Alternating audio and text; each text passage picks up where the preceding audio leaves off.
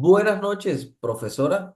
Mi nombre es Arbey Quintero. Vengo con mis compañeros del grupo G3, Álvaro Javier Pertús, Ana Yepes, Karen Torres e Ina Robles.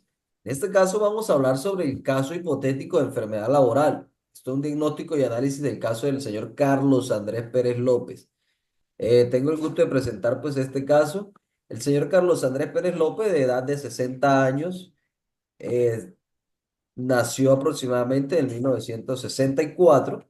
Experiencia laboral en el campo minero. En este caso, pues la experiencia y el último trabajo que obtuvo el señor Carlos es en la empresa Cerrejón del Caribe. Esta empresa se dedica a la extracción y exportación de carbón. Esta empresa, pues, su trabajo primordial pues la extracción de carbón, pero para ello pues utilizan elementos explosivos como la dinamita, utilizan pues combustibles, aceites, en fin, muchos materiales que les permiten realizar esta extracción. En este caso, el señor Carlos Andrés, lastimosamente, pues por el su amplio estilo de vida en la exposición a estos trabajos, eh, se le desarrolló un cáncer pulmonar que pues tiene la vida del señor Carlos en afectación. Es lamentable pues este asunto de casos. El señor actualmente no está laborando, pues a causa de las afectaciones, realización de quimios y todo eso, pues supongo que debe estar eh, haciendo su diligenciamiento para obtener una remuneración y así pues obtener lo que es la pensión. En eso pues mis compañeros les van a explicar. El agente contaminante, pues este agente fue comprobado pues, con los exámenes que se realizaron, es el polvo silice, fue el que se le encontró alojado en los pulmones y que desarrolló esa patología cancerígena maligna en el señor Carlos Andrés. Los efectos, pues vuelvo y menciono, y valga la redundancia, es el cáncer de pulmón. ¿Cómo se produce? ¿Cómo se contagia la persona? Pues en este caso, pues vía respiratoria. Mediante la vía respiratoria, supongo y está probado que la exposición a estos agentes contaminantes, pues sin el debido uso adecuado y apropiado de elementos de protección personal, pues ocasionan a largo plazo una enfermedad laboral, como lo es el cáncer de pulmón vía respiratoria.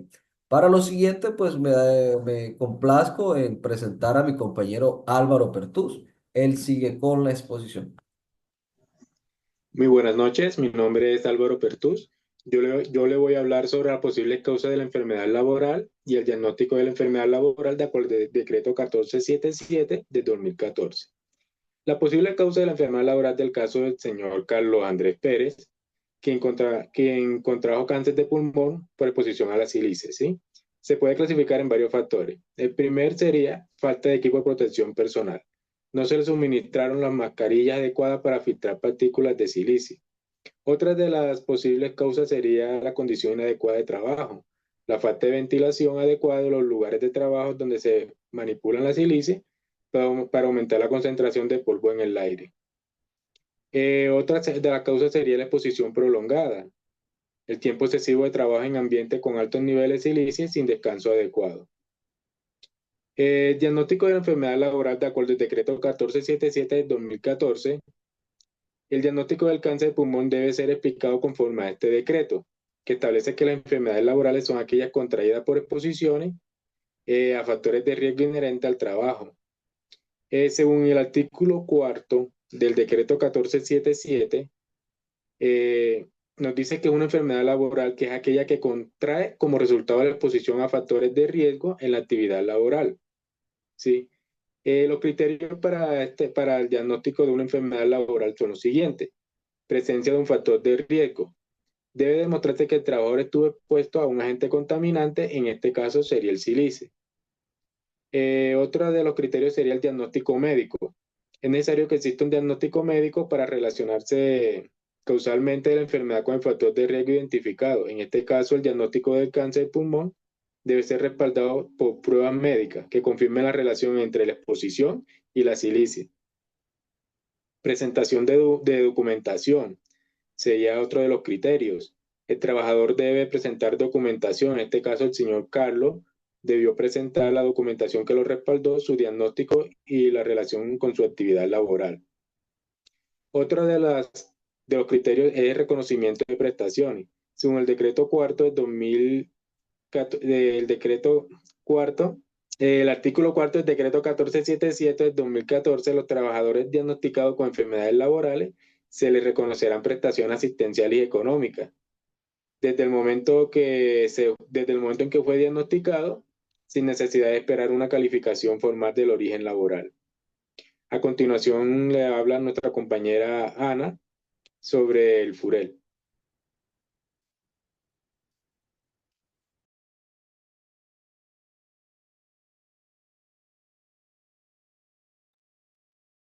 Buenas noches. Hoy les hablaré del FUREL.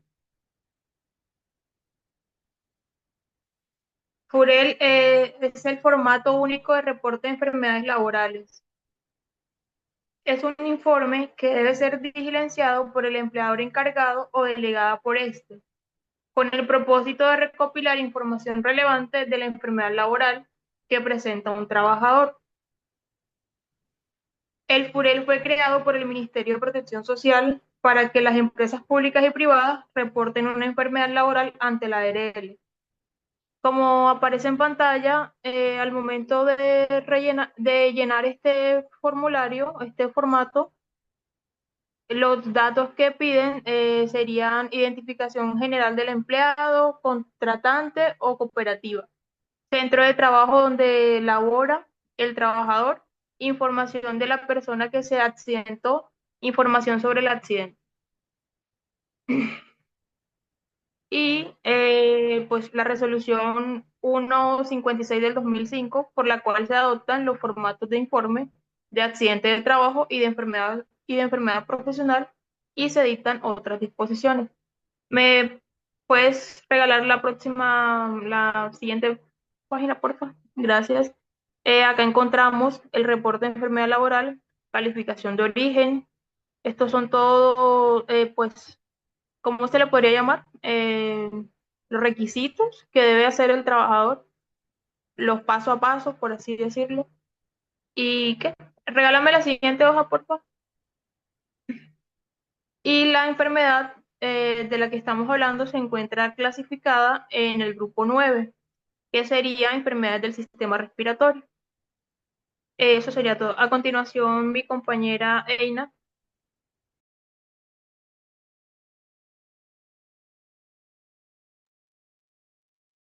Buenas noches. A continuación voy a hablar un poco de la investigación de enfermedad laboral.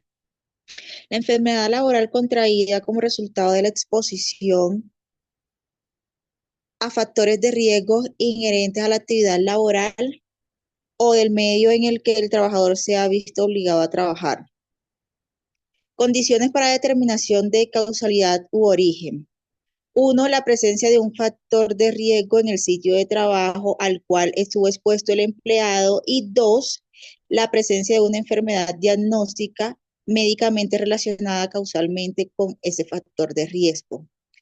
Los agentes etiológicos o causantes de la enfermedad laboral serían los agentes químicos, los agentes físicos, agentes biológicos, psicosociales y ergonómicos.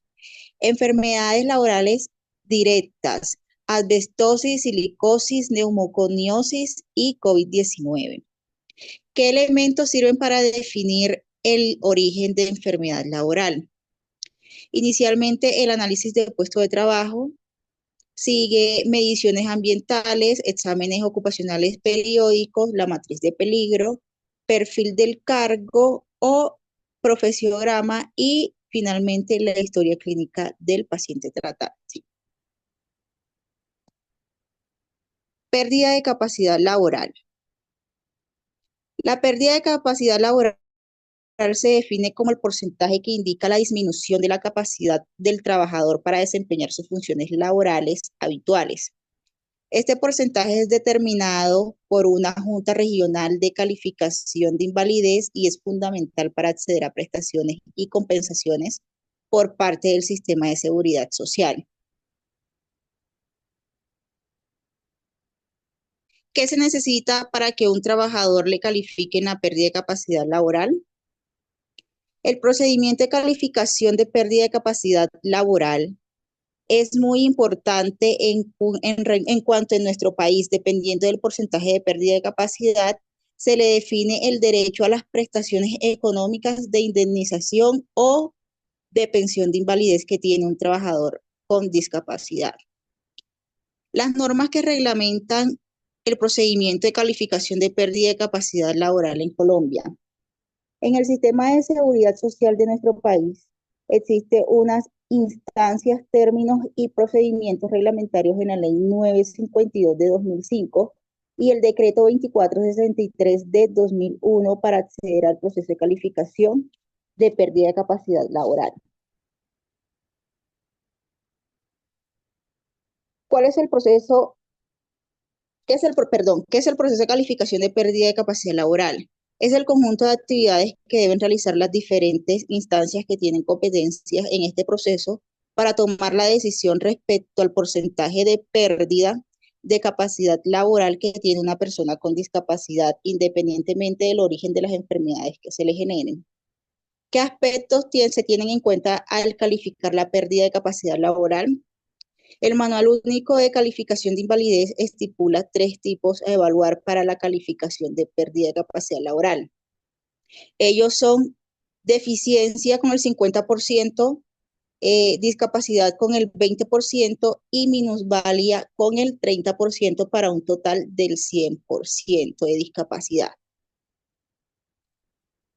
¿Quiénes tienen las competencias, de calificar la pérdida de capacidad laboral? De acuerdo al artículo 52 de la Ley 962 de 2005, las empresas promotoras de salud, las administradoras de fondos de pensiones y las administradoras de riesgos profesionales, en oportunidad las juntas regionales de calificación de invalidez en primera instancia y la Junta Nacional de Calificación de Invalidez en segunda y última instancia. A continuación le doy la palabra a mi compañera Karen.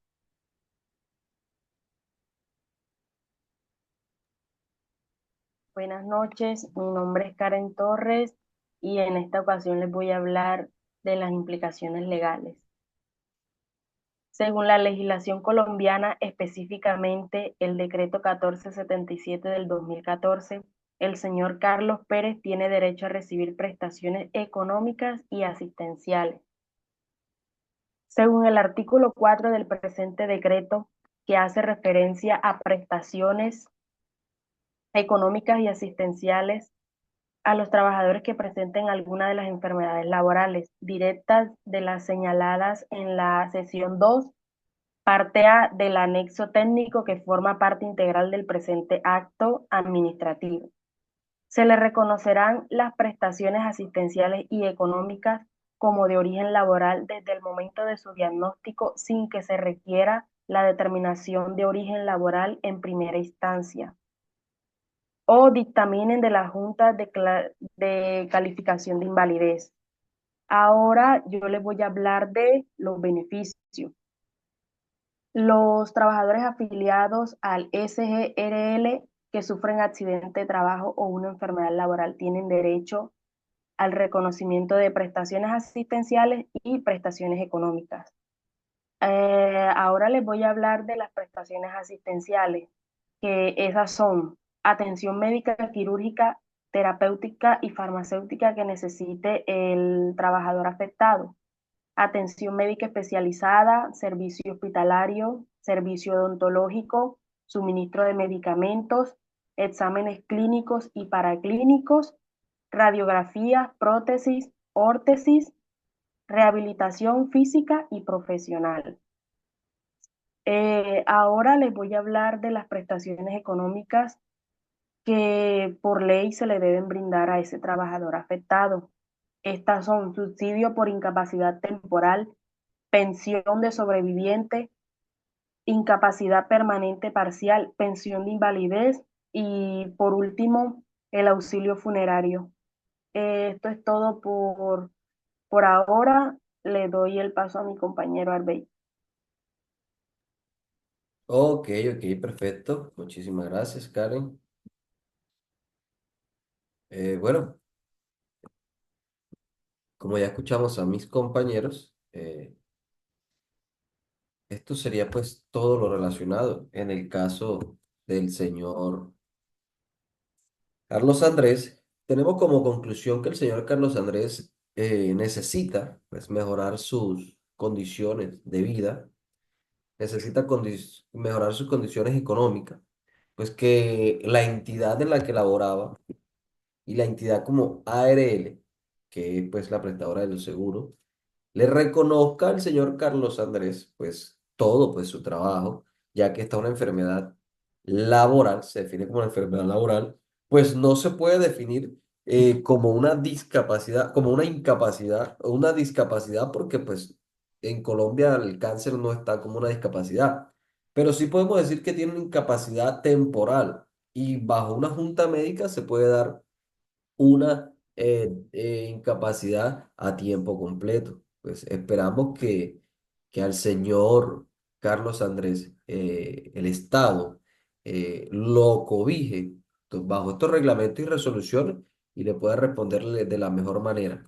Nosotros como administradores seguiremos trabajando, recomendando y haciendo cumplir que las empresas realicen a tiempo sus estudios de peligros y de riesgo, realicen la matriz de riesgo, realicen todo lo relacionado con el cumplimiento de los elementos eh, de protección personal para todos sus trabajadores y cumplan con un personal capacitado que esté de continuo, diario, capacitando, instruyendo a los empleados, a los trabajadores, para que se concienticen de usar adecuadamente los elementos de protección personal, más en estos campos donde pues las personas o el empleado está expuesto a esta clase de factores que a largo plazo indicarían una afectación a la salud. Sería todo, profesora.